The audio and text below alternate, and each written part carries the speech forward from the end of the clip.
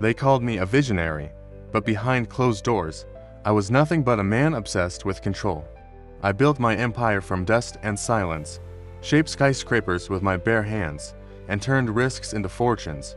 I was proud, ruthless, feared, and loved, but never questioned, not even by my own son. Until he met her. She was dirt poor, the kind of poor that wears holes in your shoes and shame in your eyes.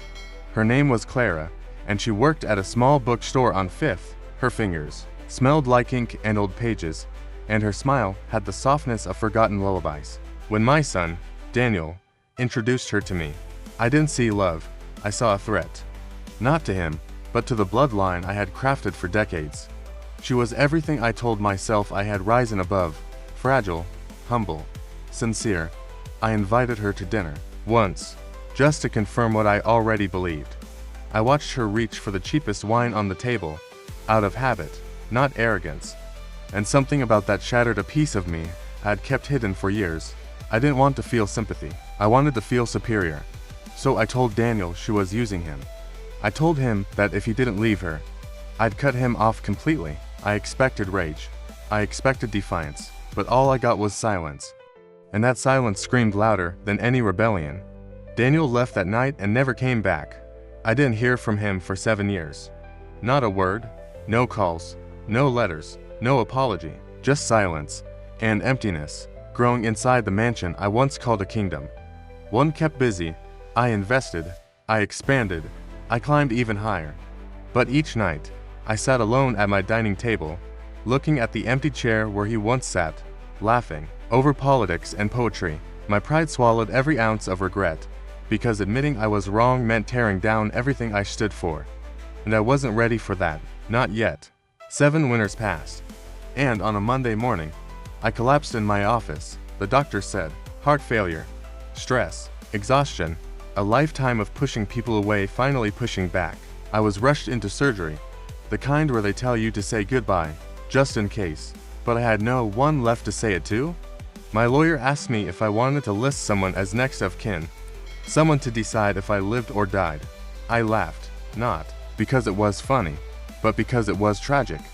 Then I heard a voice, soft, trembling, familiar. It said, I'll do it. And when I opened my eyes, there she was, Clara, older, worn, but still holding that same fire in her eyes. She looked at me, not with revenge, not with hate, but with a quiet sorrow that felt heavier than guilt. She had become a nurse. Somewhere along the way, her hands now healed strangers while mine only counted dollars. Daniel was outside, pacing.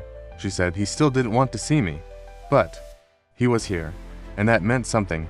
She had convinced him to come back, not for me, but for closure. I asked her why. Why help the man who tore you from the one you loved? She looked at me for a long time, then said, because he loved you once, more than anything, and I wanted you to see the kind of love you threw away. Those words haunted Emmy. Even under anesthesia, they echoed like ghosts through every corridor of my mind.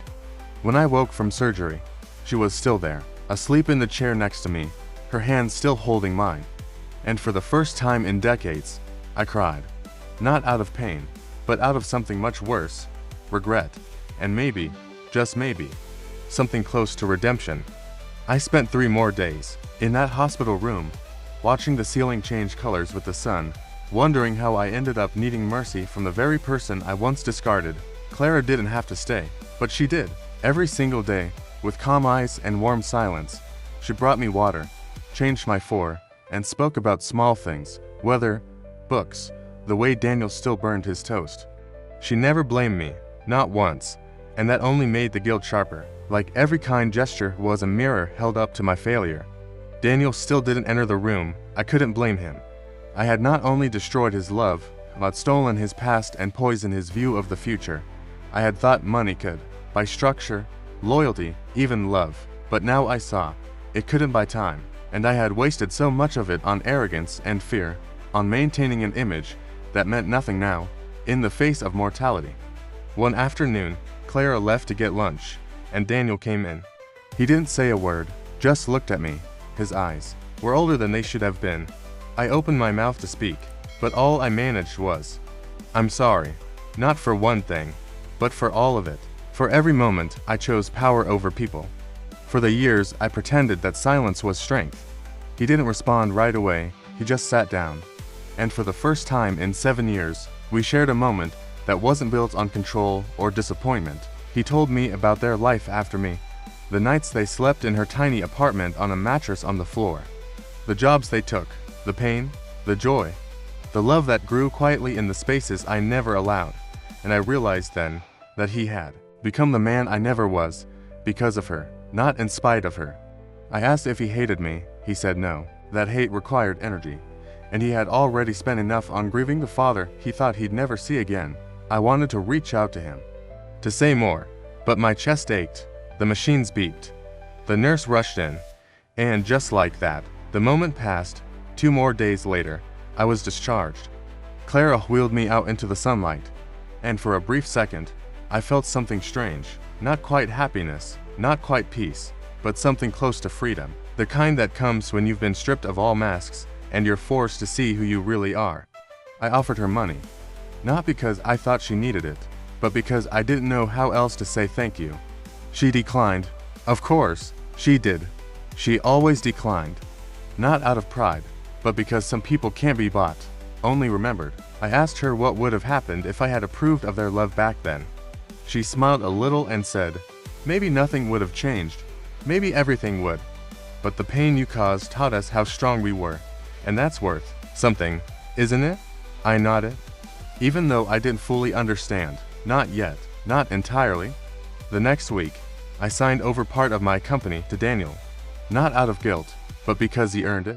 Through living a life that required more courage than all my boardroom wars combined. I stepped down, not with shame, but with clarity. My empire didn't need a tyrant. It needed a legacy, and he was ready to build it. Clara visited sometimes.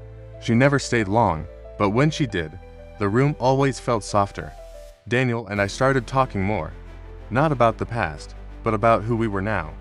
To men trying to understand each other, without the shadow of expectations. And somewhere in that slow, fragile rebuilding, I found peace, not the kind that comes from control or success, but the kind that arrives quietly when you finally let go of the fear of being wrong. I still think about the night Clara said yes to deciding my fate. She could have let me slip away, and the world wouldn't have blamed her. But she didn't, and maybe that's the greatest wealth of all, compassion.